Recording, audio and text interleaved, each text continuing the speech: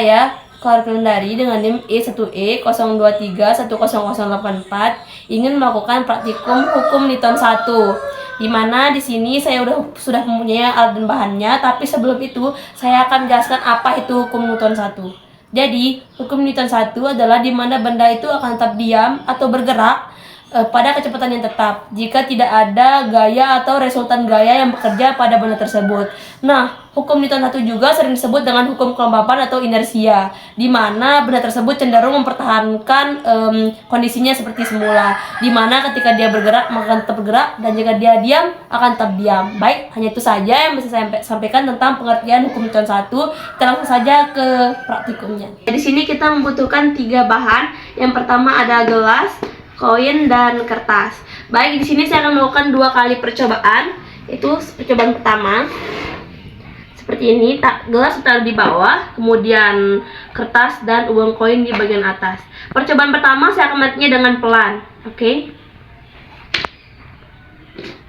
Percobaan kedua saya akan menariknya dengan cepat.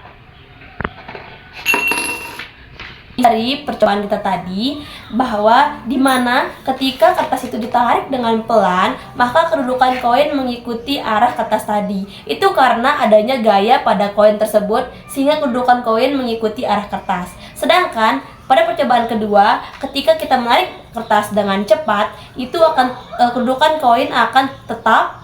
Itu karena hampir tidak ada gaya pada koin tersebut. Mungkin hanya itu. Kita lanjutkan ke hukum Newton 2. Perkenalkan, saya Aulia Agustina dengan NIM E1E02310072.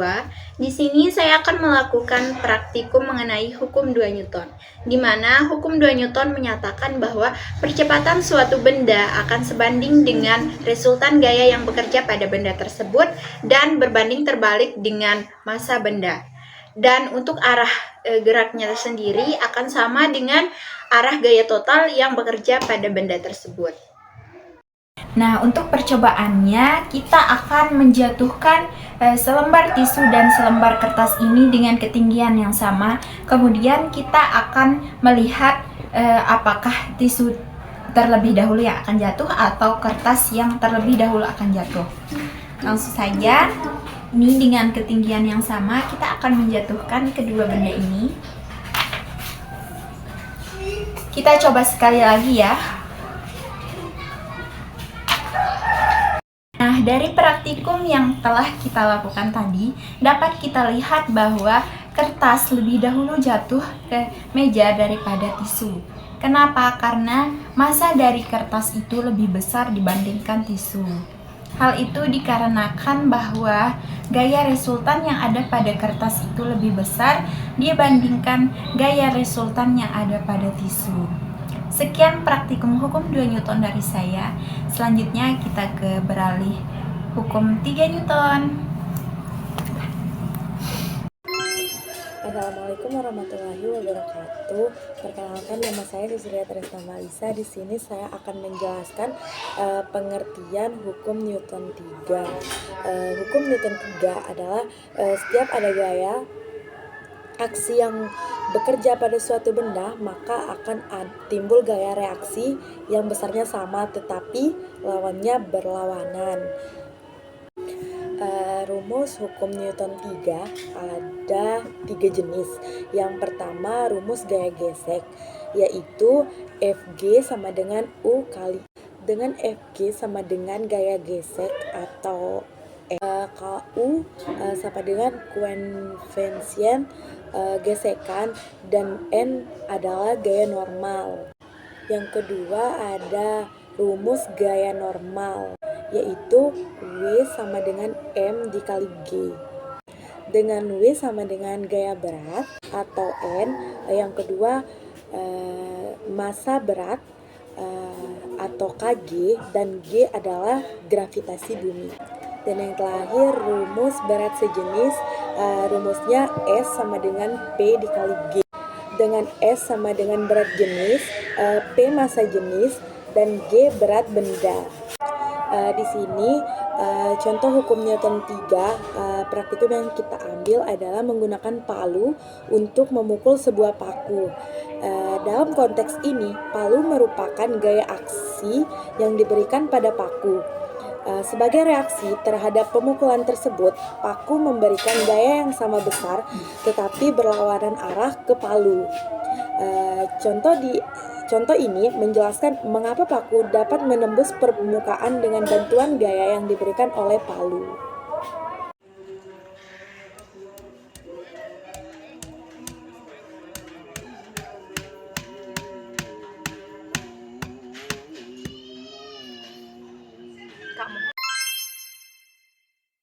Assalamualaikum warahmatullahi wabarakatuh.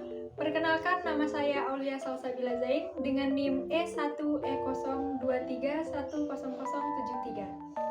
Di sini saya akan menjelaskan dan juga mempraktikkan tentang usaha dan energi. Jadi, usaha adalah suatu gaya yang diberikan untuk memindahkan atau menggerakkan suatu benda. Sedangkan energi adalah kemampuan benda untuk melakukan suatu usaha. Di sini saya akan menggunakan lilin sebagai usaha, dan kemudian energi panas dari lilin akan diubah menjadi energi gerak.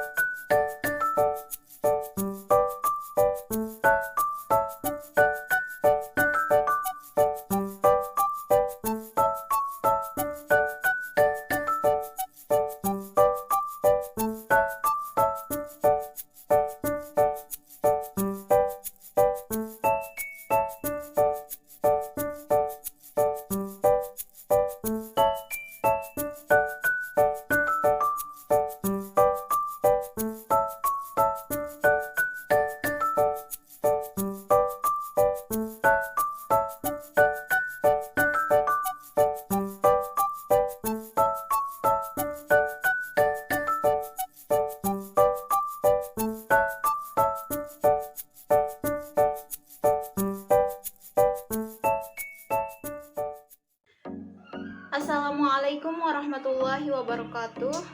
Perkenalkan, saya Aulia Agustina dengan NIM E1E02310072.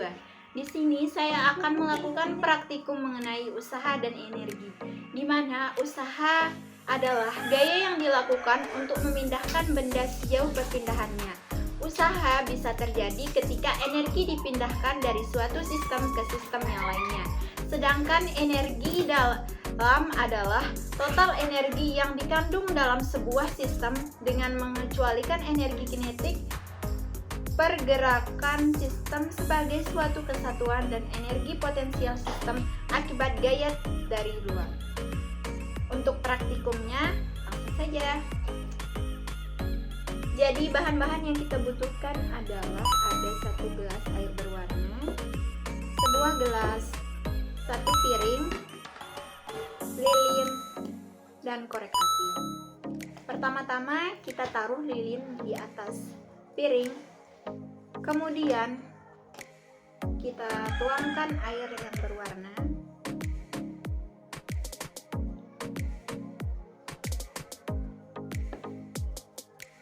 Kemudian kita menyalakan lilinnya.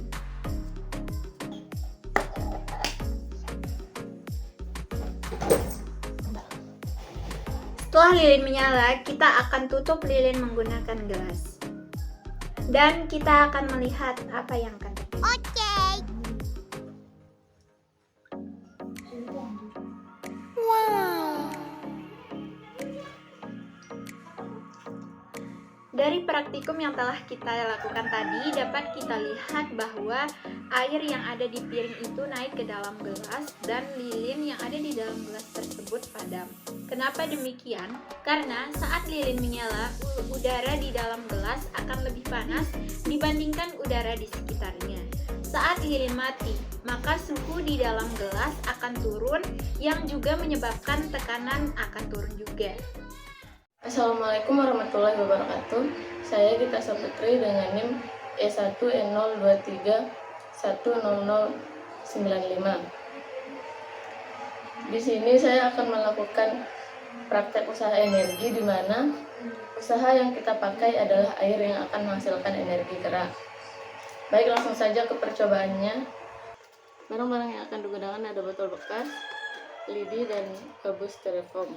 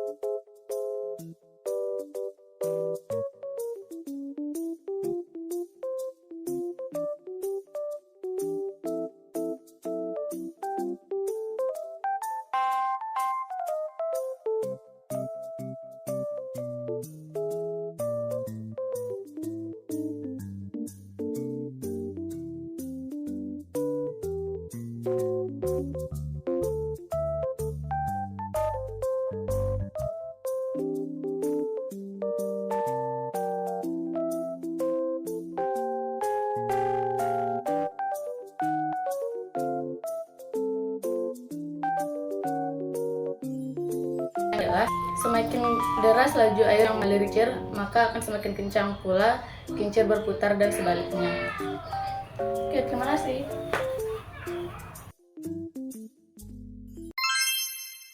Assalamualaikum warahmatullahi wabarakatuh. Saya Anggun Pahoyani dengan NIM E1E02310066. Di sini saya akan menjelaskan dan mempraktikkan pesawat sederhana jenis tuas atau pengungkit.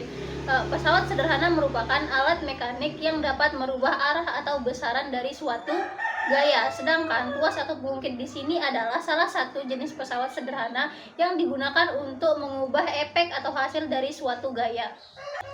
Untuk melakukan praktikum, di sini kita membutuhkan satu balok penghapus. Yang kedua, di sini ada penggaris 30 cm dan yang terakhir ada beberapa koin dengan massa yang sama. Untuk praktikumnya, pertama yang harus dilakukan yaitu letakkan penghapus serta penggaris di atasnya. Letakkan secara sejajar. Di sini terdapat dua sisi yaitu titik beban dan titik kuasa. Pastikan koin yang digunakan memiliki massa yang sama supaya tidak terjadi kesalahan.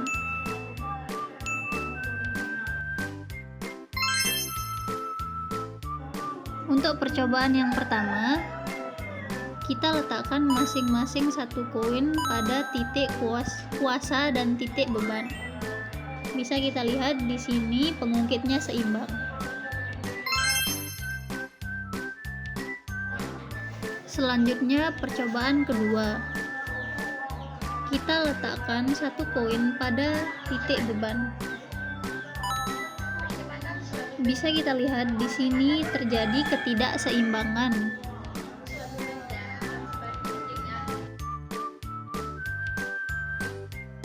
Maka yang harus kita lakukan adalah memperpanjang lengan kuasnya atau memperpendek lengan beban.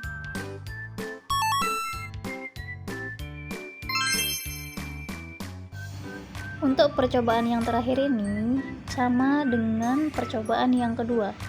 Kita tambahkan satu koin pada titik beban.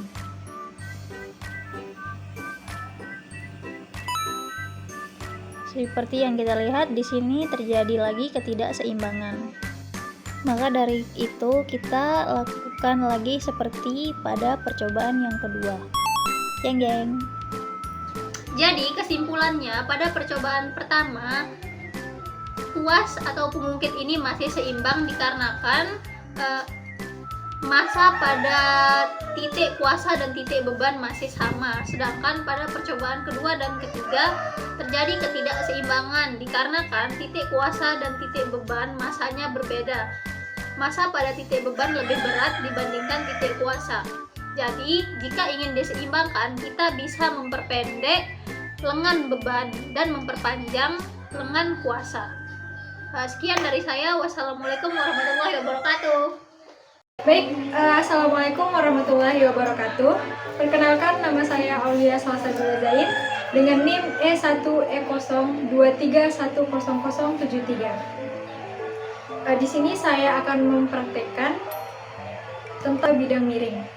Jadi, bidang miring adalah suatu permukaan datar yang memiliki suatu sudut yang bukan sudut tegak lurus terhadap permukaan horizontal. Baik, di sini alat-alat yang saya gunakan, yang pertama ada box setrika ini, ada tas. Dua benda ini akan kita gunakan sebagai tumpuannya. Kemudian ada kardus yang kita gunakan sebagai bidang miringnya. Kemudian ada penggaris dan pulpen yang sudah diikat dengan benang yang akan kita gunakan sebagai beban. Kemudian saya menggunakan stopwatch untuk mengukur waktu dan kecepatan beban yang akan digunakan. Baik, untuk yang pertama kita akan mencoba menggunakan box ini dulu. Box setrika ini panjangnya kurang lebih 24 cm.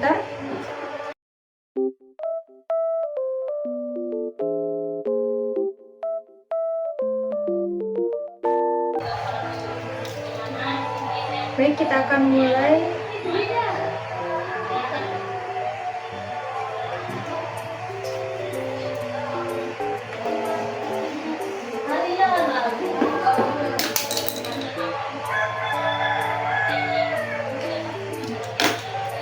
Jadi waktu yang diperlukan beban untuk naik ke atas dengan tumpuan sepanjang 24 cm adalah 7 detik.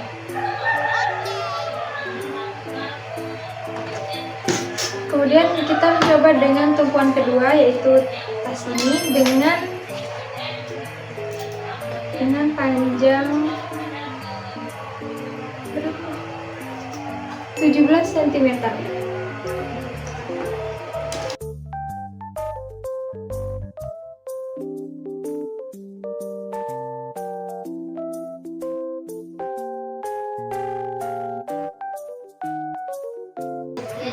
Baik, kita akan mengukur kecepatannya dengan tinggi tumpuan setinggi 17 cm. Dekat aja, banyakkan loading.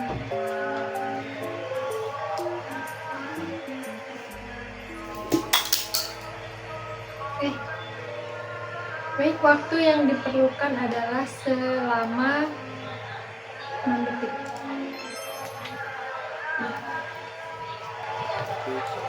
Jadi kesimpulannya dapat disimpulkan, bidang miring dapat mempermudah pekerjaan manusia. Semakin landai atau pendek bidang miring, gaya dan usaha yang digunakan akan semakin kecil. Namun waktu yang dikeluarkan untuk memindahkan barang akan semakin lama karena jarak tempuh untuk memindahkan barang semakin panjang, dan begitu pula sebaliknya. Terima kasih. Baik, selanjutnya ada pengertian roda berporos.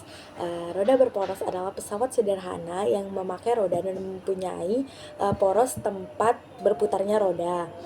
Pemanfaatan roda berporos ini dapat digunakan untuk memindahkan benda dengan mudah tanpa mengeluarkan banyak gaya. Roda berporos melalui praktikum ini dapat disimpulkan bahwa semakin besar jari-jari poros dari roda dapat mempengaruhi nilai gaya beban. Kesimpulannya, pada roda berporos, semakin besar jari-jari poros dan jari-jari roda, maka semakin besar nilai gaya beban yang dihasilkan dari roda tersebut.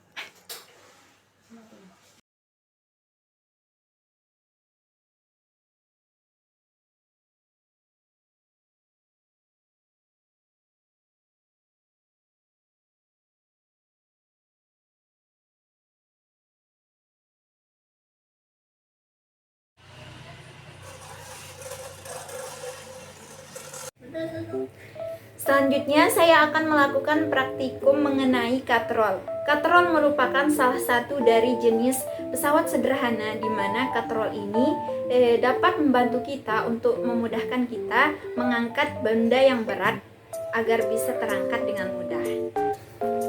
Nah, alat-alat yang kita butuhkan dalam melakukan praktikum kali ini yaitu cukup mudah.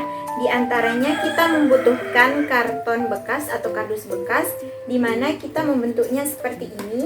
Di ujungnya kita bentuk seperti ini dan seperti ini, sebanyak 2 buah. Selanjutnya kita juga membutuhkan 1 buah sedotan dan juga kardus yang kita bentuk bulat seperti ini, 2 buah. Dan juga ada di dalam sini ada 1 tutup botol. Ada juga tali raffia dan juga 2 buah pulpen. Nah, dengan memanfaatkan pesawat sederhana jenis katrol ini, kita dapat mengangkat beban yang berat menjadi lebih mudah.